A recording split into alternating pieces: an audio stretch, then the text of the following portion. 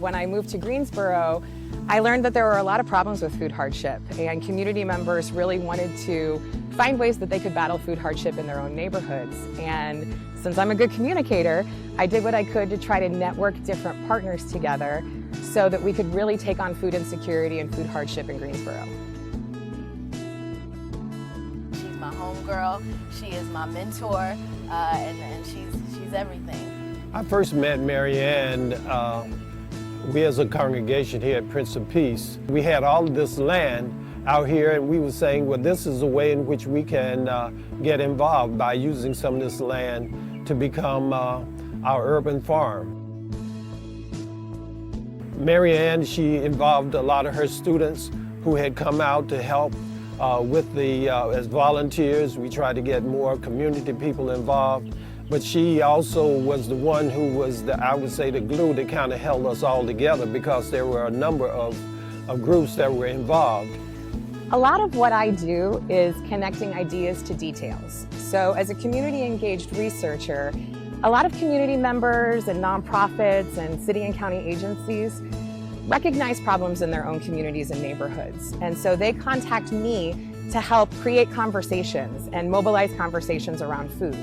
And so what I do is I collect stories, I get nonprofits to talk to community members, to talk to city and county offices, and then at the end of the day, I collect those stories and I figure out how to solve the problems that the community has identified. Our low-income neighborhoods don't have access to healthy food. And so Marianne was the person who introduced me into a practical way to address that problem. I come from a farming rooted background on the African continent, but I never engaged in real gardening here. And so she ended up being the person who introduced me to something that has been part of my root all along. And I mean, that's magic right there. So a lot of what we do when it comes to communication is to really recognize the stories that people tell and how a lot of our world is really driven by stories. And I'm particularly drawn to food stories, both because of my family, but because I like to eat and I like food. And when I know that people have difficulties trying to find food in their own daily lives, then I feel like as a communication person, I can help kind of lift out and excavate those stories and help people really let others know what it's like to find food and to have a say in what kind of food is available in your neighborhoods. She can feel it in her soul that this is what is needed, not only just for Greensboro, but her primary work is here, but it goes much deeper and farther than this.